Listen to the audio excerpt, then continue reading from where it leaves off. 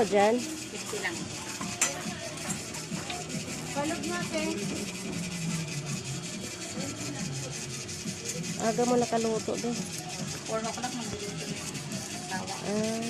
Basta is, minsan meron ako. Yung asawa mo ay anak ni Ate... Haba.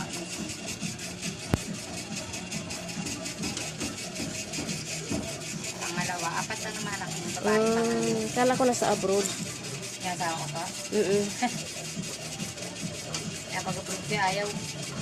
Pero ex-timer na siya. Hindi po. Ano, security guard siya dati sa PSA.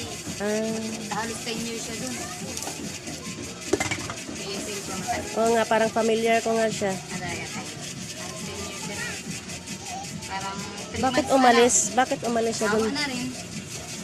Maganda na lang yung mag-business na lang. May amo, ito. Correct. Kahit